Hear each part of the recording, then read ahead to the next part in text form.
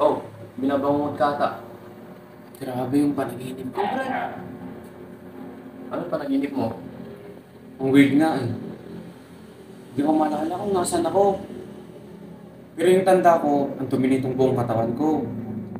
Tapos pag pinipilit kong gumalaw, hindi naman ako magalaw. Epekto natin ng alak na ininom natin kagabi. Sabi ko naman sa'yo, isa lang. Umirit ka pa ng 3. Ba't mo naman ako ginising agad? Aga-aga pa eh. Di ba sabi mo punta tayong maligo sa ilog? Tara na! Maligo tayo.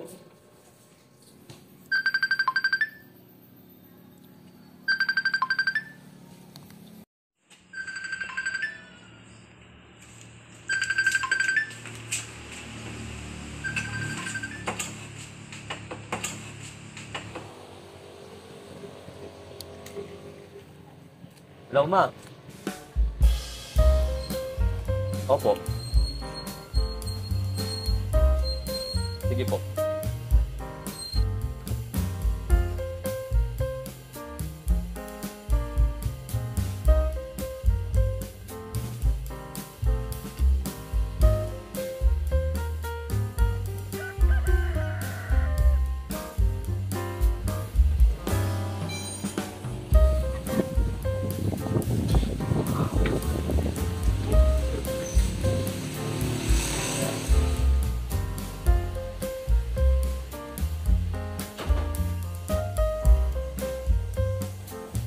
Oh, gising ka na pala.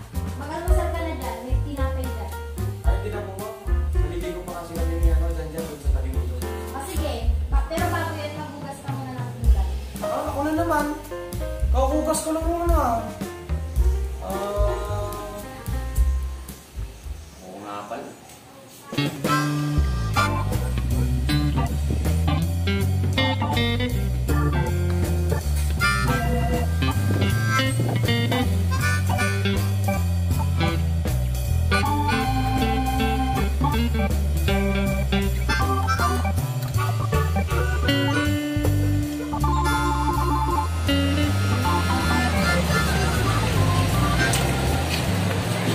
Oo nga pala. Nagkat sa akin si mama. Uwi na daw akong Manila. Nag-implement na daw kasi sila ng MGCQ doon. MGCQ? Ano yun? MGCQ, Modified General Community Quarantine. Yung pwede ka lang lumabas-labas, pero dapat naka-face mask pa rin. At medyo maayos na rin yung lalo pagpupunta ng Manila. So, nakakalito na rin kasi. MGCQ, ECQ, MPGCQ, GCQ. Grabe, nakakalito na.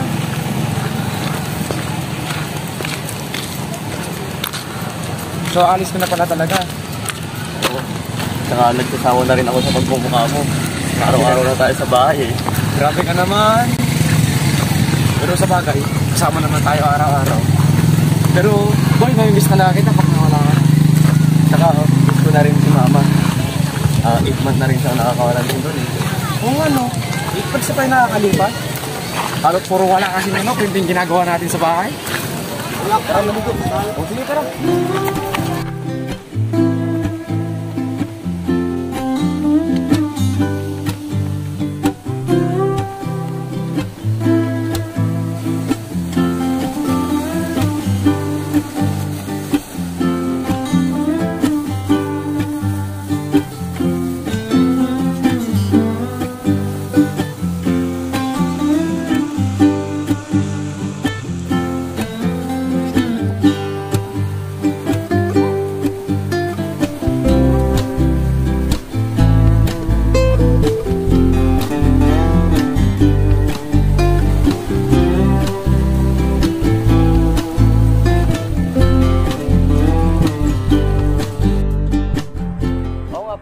Sino yung Shellong sinasabi mo sa akin kagabi?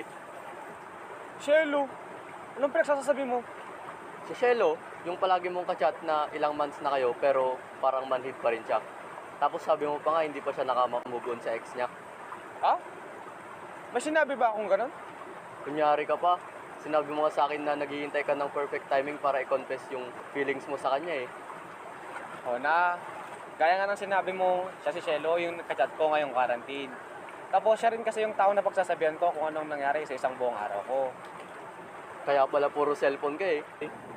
Pero ba't di mo agad sinabi sa akin? Gusto ko kasing gawing private muna, tsaka gugulatin na lang kita pag kami na. Hindi ka nga umaamin eh. Paano magiging kayo? Hinintay ko lang kasi mag face to face. Nakakaya naman kasi umamin sa chat. Sakto. MGCQ na. Ayain mo kaya siya mag-date? Sa bagay. Sige, sige.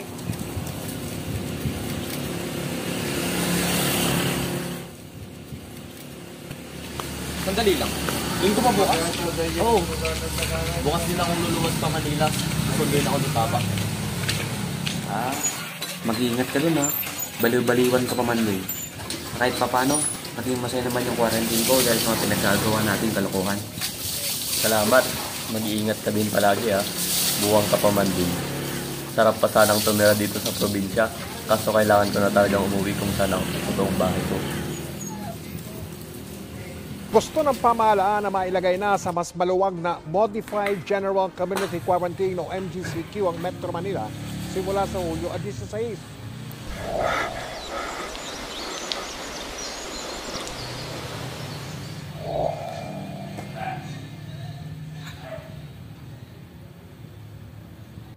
Salamat po Lord sa pagkain. Love you.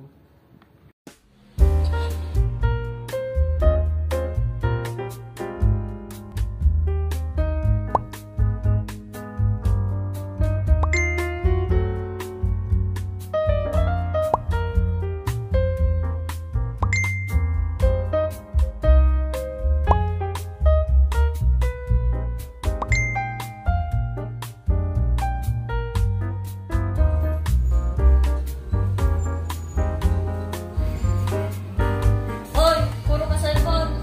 Kumain ka nga muna.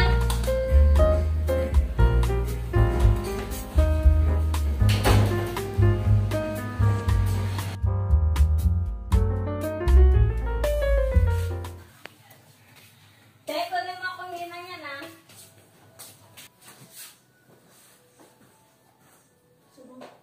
Uy, ayos ka lang. Naalala mo yung kinikwento ko sa'yo, sa Eman? Oh, ano meron sa kanya? Inaaya ko kasi siya magsimba bukas. Kaso hindi ko alam kung paano sasabihin sa kanya na buntis ako. Bukod sa paglobo ng mga COVID cases, naalarma rin ang mga eksperto sa pagdami ngayong pandemya ng mga teenage pregnancies. Kasama yung ilang kabataang nagsusulit. Saksi si Cedric Castillo. Wala na mga nanonood ng TV ah. Patayin ko na to ah. Itong pandemic, April 11, 2020. Dahil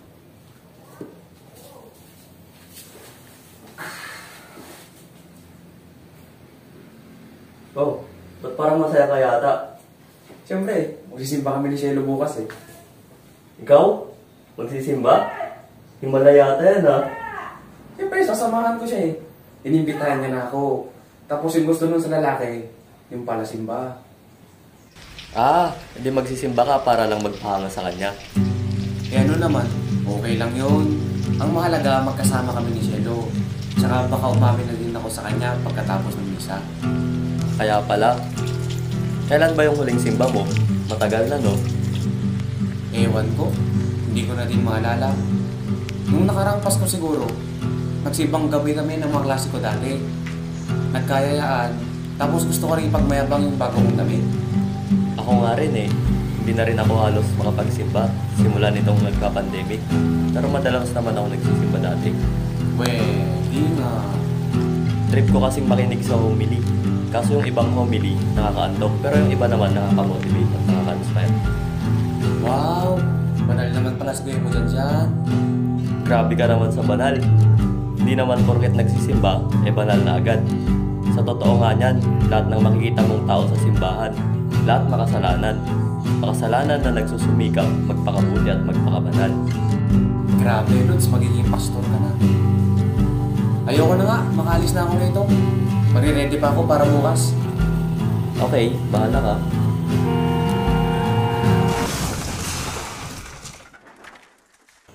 Teka, di ba maaga pa alis mo bukas? Baka hindi na rin ako makapagpaalam sa'yo kasi siguradong tatanghaliin ako. Basta mag-iingat kayo ah.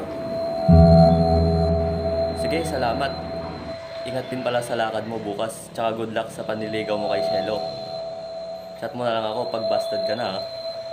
Aba, grabe yung suporta ah. Salamat ah.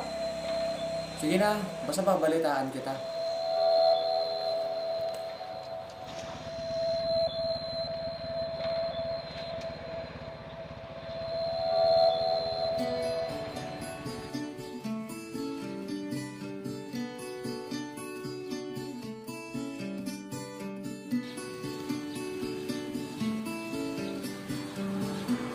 Uy, ano? Kanina ka mo ba dyan? Oo, bakit ngayon ka lang? Tatakal kasi nung para sila sinakot ko. Ah, okay. Mahalaga nakadating ka. Tara na sa loob. Tara.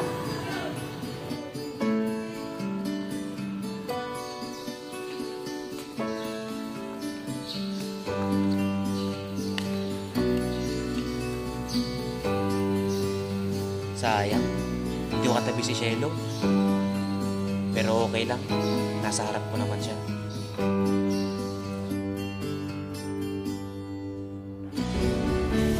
Kahit na lang namin yung tulong. Ano pa ang dapat kong gawin para magkapit ako ng buhay na walang hanggan? In the name of the Father, and of the Son, and of the Holy Spirit. Mag-aral ng salita ng Diyos at hindi ito at isang buhay. Hay naku, hindi ko makahawakan ng kamay ni Shelo kasi may social distancing.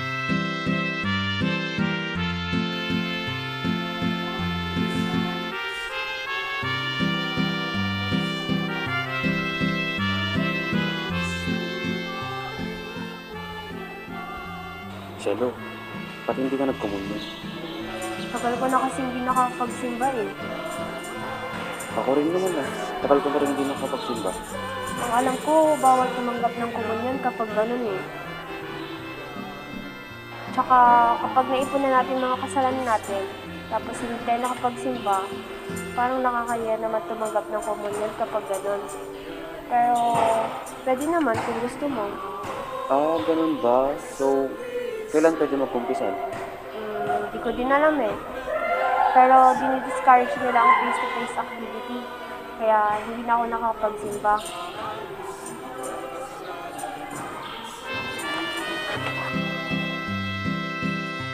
Iyapad ang umakada kayo sa kumamit kayo.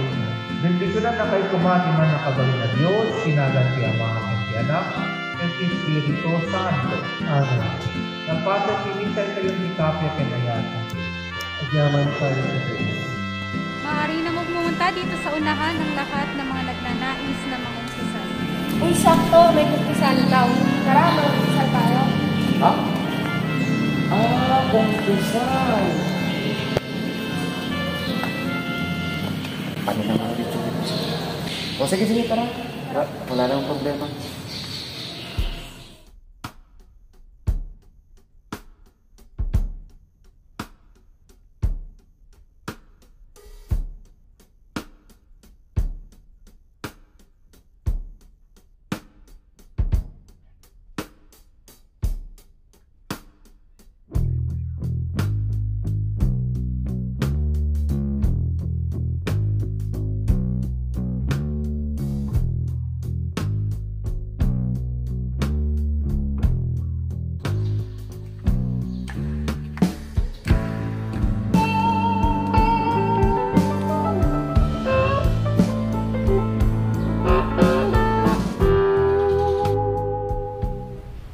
Magandang hapon po, Father. Bago po tayo magsimula, aminin ko na po na hindi ko na po alam kung paano mag-umpisal. Kaya sana po, turuan niyo po ako. Iho, kailan ka ba huling nang-umpisal? Nung elementary pa po, Father. Kung gayon, hayaan mong gabayan kita sa paghingi ng kapatawaran sa Diyos. Sa ngalan ng Ama at ng Anak at ng Espiritu Santo. Amen. Maaari mo nang sabihin kung ano yung mga nagawang kasalanan. Ikaw, ako, at ang Diyos lamang ang tanging makakaalam nito. Sa totoo po niyan, Father, Nagsisimba lang po ako ngayong araw kasi inaya lang po ako ng kaibigan ko. Tsaka hindi po talaga ako palasimba. Minsan, nagdududa na nga po ako kung may Diyos pa nga ba. Gusto ko pong humingi ng kapatawaran kasi po minsan nawawalan na po ako ng pananalig sa Diyos. Tsaka hindi din po ako panadasal. Ito nga pong lockdown ay nalulung po ako sa kalaswaan. Nalubog din po ako sa katamaran at nalulung din po ako sa masamang bisyo. At saka nasanay na din po akong magmura. Ang dami ko po kasi naging problema. Problema sa pamilya, pati na din po sa sarili. Tumigil din po ako sa pag-aaral. Wala na po kasi akong natututunan sa online class.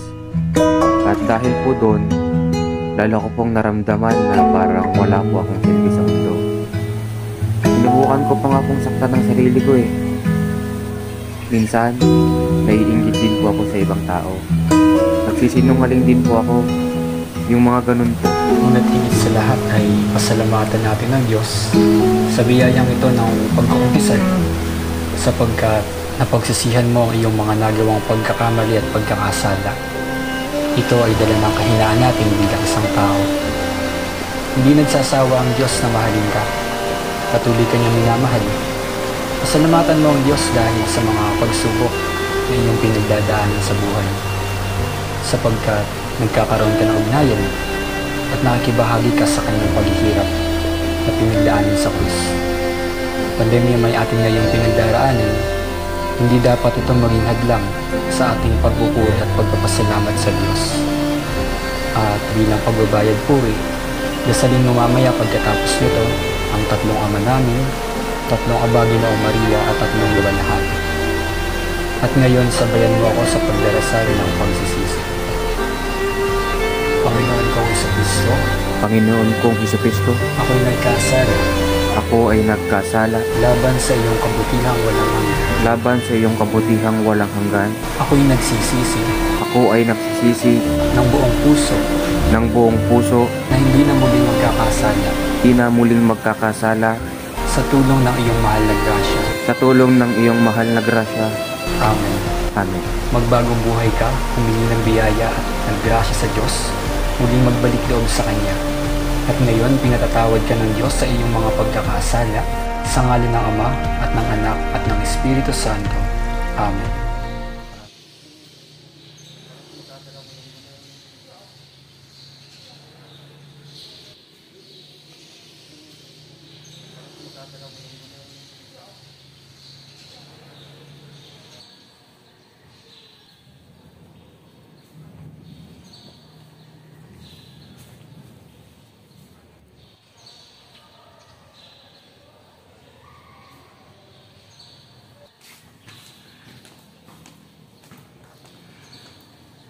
Okay.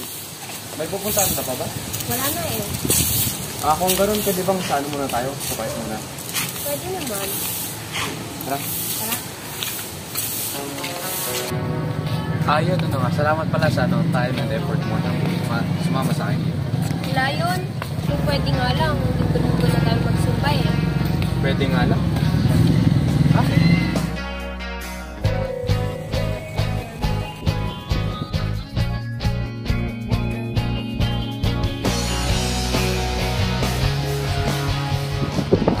Hello.